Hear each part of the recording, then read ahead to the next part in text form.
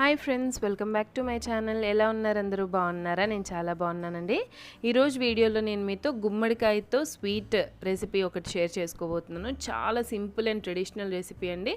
ఖచ్చితంగా ఒకసారి ట్రై చేసి చూడండి.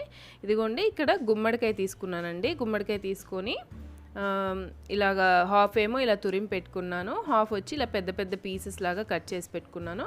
ఈ తురిమి పెట్టుకున్న దాన్ని హల్వా నెక్స్ట్ వీడియోలో మీతో షేర్ చేసుకుంటా అండి. ప్రస్తుతానికి ఈ పీసెస్తో స్వీట్ చేసి చూపిస్తాను. ఇదండి మనకు కావాల్సిన పదార్థాలు. హాఫ్ కేజీ గుమ్మడికాయ అండి. ఇలా పెద్ద పెద్ద పీసెస్గా, చెక్కుతోనే పెద్ద పెద్ద పీసెస్గా కట్ చేసుకోవాలి. హాఫ్ కేజీ గుమ్మడికాయకి పావు కేజీ బెల్లం అండి. ఇది 1:2 రేషియోలో తీసుకోవాలి. ఒకవేళ కేజీ గుమ్మడికాయ తీసుకుంటే మనం హాఫ్ కేజీ బెల్లం తీసుకోవాలి. తర్వాత నెయ్యి యూజ్ అవుతుంది. అంతే అండి, చాలా సింపుల్గా చేసుకోవచ్చు. ఇప్పుడు స్టవ్ మీద ఏదైనా పెద్ద గిన్నెలాగా పెట్టుకొని దాంట్లో 1 టేబుల్ స్పూన్ నెయ్యి వేసుకోవాలి. నెయ్యి కొంచెం హీట్ అయిన తర్వాత గుమ్మడికాయ ముక్కలు వేసుకోవాలి.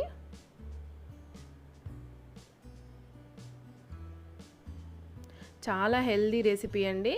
ఖచ్చితంగా ఒకసారి ట్రై చేయండి, చాలా బాగుంటుంది. చేసుకోవడం కూడా చాలా ఈజీ అండి, సింపుల్. ఓన్లీ 3 ఇంగ్రీడియంట్స్తో చేసుకోవచ్చు. ఇదండి, నెయ్యిలో వేసాక ఒకసారి ఇలా గెరిటితో కలుపుకోవాలి. మనకి గుమ్మడికాయ ముక్కలు కొద్దిగా ఆ నెయ్యిలో కొద్దిగా ఫ్రై అయితే బాగుంటాయి. ఒకవేళ మీరు ఎక్కువ క్వాంటిటీలో చేసుకునే పని అయితే ఆ గిన్నెతోనే ఇలా పైకి కిందకి అంటే కలిసిపోతాయండి.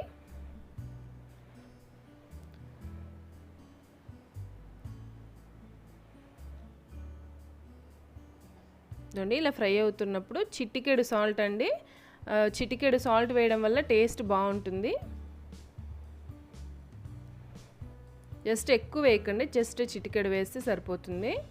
సాల్ట్ కూడా వేసాక మళ్ళీ ఒకసారి మూత పెట్టి మీడియం ఫ్లేమ్లోనే పెట్టి కొద్దిసేపు మగ్గించాలండి.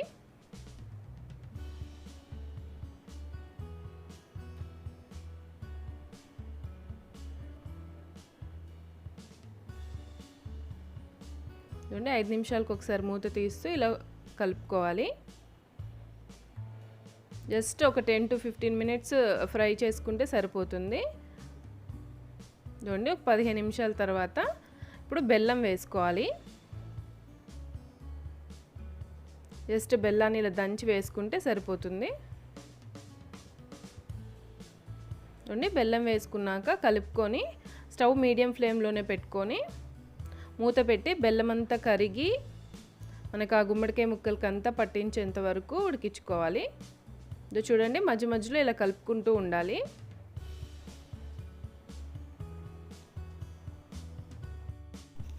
చూడండి, జస్ట్ ఒక 10 నిమిషాల కల్లా చూడండి బెల్లం అంతా కరిగి ఇలా వాటర్ లాగా అయిపోతుంది.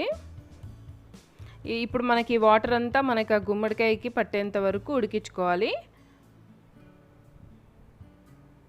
చూడండి, మన గుమ్మడికాయ ఉడికిందో లేదో ఇలా గెరిటితో మనం ఇలా జస్ట్ ఇలా కట్ చేస్తే విరిగిపోతుంది అనమాట.